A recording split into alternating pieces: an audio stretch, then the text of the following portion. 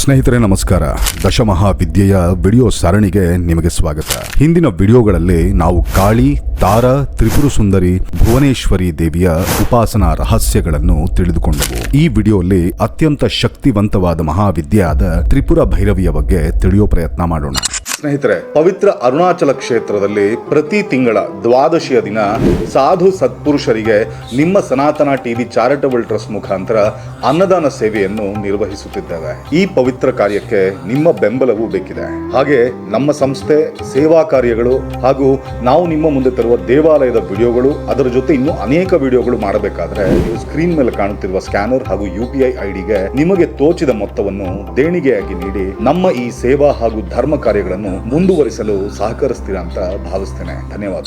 ದಶಮಹಾವಿದ್ಯೆಯಲ್ಲಿ 5ನೇ ಮಹಾವಿದ್ಯೆ ತ್ರಿಪುರ ಭೈರವಿ. ಅತ್ಯಂತ ಶಕ್ತಿವಂತವಾದ ಮಹಾವಿದ್ಯೆ ಎಂದು ಈ ದೇವತೆಯನ್ನು ಕರೆಯುತ್ತಾರೆ.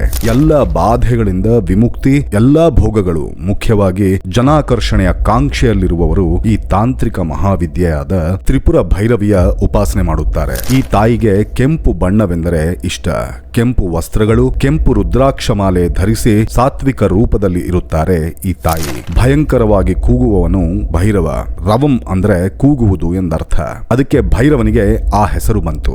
ಈ ಭೈರವನಲ್ಲಿರುವ ಶಕ್ತಿ ಅಂದ್ರೆ ತ್ರಿಪುರ ಭೈರವಿ ಒಂದು ಅದ್ಭುತವಾದ ಶಬ್ದ ಶಕ್ತಿ. ಶಬ್ದದಿಂದ ಅದೆಷ್ಟೋ ಕೆಲಸಗಳಾಗುತ್ತದೆ. ಒಂದು ದೊಡ್ಡ ಶಬ್ದ ನಮ್ಮನ್ನು ಭಯ ಬೀಳಿಸುತ್ತದೆ. ಹಾಗೆ ಒಳ್ಳೆಯ ಸಂಗೀತದ ಶಬ್ದ ನಮ್ಮನ್ನು ಪ್ರಶಾಂತವಾಗಿ ಮಾಡುತ್ತದೆ. ಅಂದ್ರೆ ಒಂದೊಂದು ಶಬ್ದಕ್ಕೂ ಒಂದೊಂದು ಶಕ್ತಿ ಇದೆ. ಕೆಲವು ಶಬ್ದಗಳನ್ನು ನಮ್ಮ ಕಿವಿ ಕೇಳಲಾರದು. ಉದಾಹರಣೆಗೆ ಓಂಕಾರ.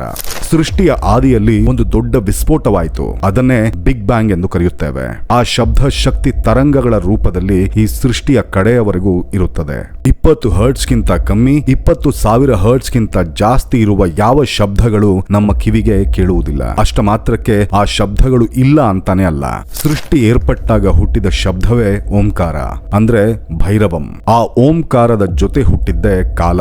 ಓಂಕಾರ ಕಾಲ ಎರಡು ಸೇರಿದರೆ ಬರುವುದೇ ಕಾಲ ಭೈರವ ಶಕ್ತಿ. ತ್ರಿಪುರ ಭೈರವಿ ಅಂದ್ರೆ ಎಲ್ಲಾ ಲೋಕಗಳಲ್ಲೂ ವಿಸ್ತರಿಸಿದ ಅತಿದೊಡ್ಡ ಶಬ್ದ, ಅದೇ ಓಂಕಾರ. ಓಂಕಾರದ ಧ್ಯಾನ ಮಾಡಿದರೆ ನಮ್ಮ ಶರೀರದಲ್ಲಿರುವ ನಾಡಿಗಳೆಲ್ಲ ಸ್ಪಂದಿಸುತ್ತದೆ.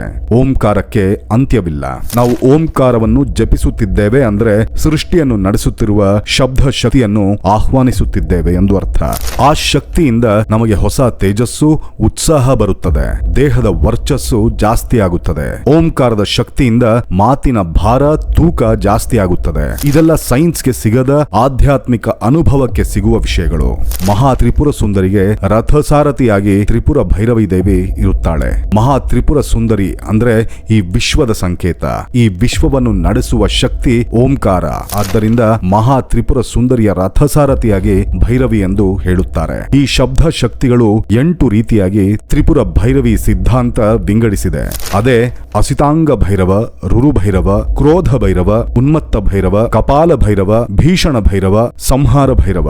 ಇದು ಭೈರವನ 8 ರೂಪಗಳು. ಭೈರವನಲ್ಲಿರುವ ಶಬ್ದ ಶಕ್ತಿಯನ್ನು ಭೈರವಿ ಎಂದು ಹೇಳಲಾಗಿದೆ. ಹಾಗೆ ಈ 8 ಭೈರವ ರೂಪಗಳಲ್ಲಿ 8 ಭೈರವಿ ಶಬ್ದ ಶಕ್ತಿಗಳು ಇರುತ್ತದೆ. ಇದಕ್ಕೆ ಸಂಬಂಧಪಟ್ಟ ವಿವರಗಳು ಮತ್ಸ್ಯ ಪುರಾಣದಲ್ಲಿದೆ. ಈ ಸೃಷ್ಟಿಯಲ್ಲಿರುವ ಅನೇಕ ಶಬ್ದ ಶಕ್ತಿಗಳಿಗೆ ತ್ರಿಪುರ ಭೈರವಿ ಅಧಿದೇವತೆ. ತಂತ್ರಶಾಸ್ತ್ರದ ಪ್ರಕಾರ ಭೈರವಿಯನ್ನು ಏಕಬೀಜಾಕ್ಷರವಾದ ಓಂಕಾರದಿಂದ ಉಪಾಸನೆ ಮಾಡುತ್ತಾರೆ. ಓಂಕಾರವೇ ಎಲ್ಲ ಶಬ್ದ ಶಕ್ತಿಗೆ ಮೂಲ.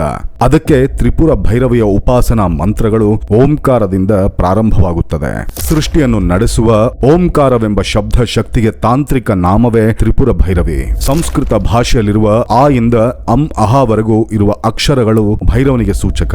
ಇನ್ನು ಮಿಕ್ಕ ಕ ಇಂದ ಕ್ಷವರೆಗೂ ಇರುವ ಅಕ್ಷರಗಳು ಭೈರವಿಗೆ ಸೂಚಕ. ತ್ರಿಪುರ ಭೈರವಿ ಅಕ್ಷರ ದೇವತೆ. ಒಂದೊಂದು ಶಬ್ದ ನಮ್ಮಲ್ಲಿ ಒಂದೊಂದು ರೀತಿಯ ಚೈತನ್ಯವನ್ನು ಮೂಡಿಸುತ್ತದೆ. ಆದ್ದರಿಂದ ಭೈರವಿಯ ಉಪಾಸನೆಯಿಂದ ಕೆಲವು ಶಕ್ತಿಗಳು ಸಿದ್ಧಿಸುತ್ತವೆ.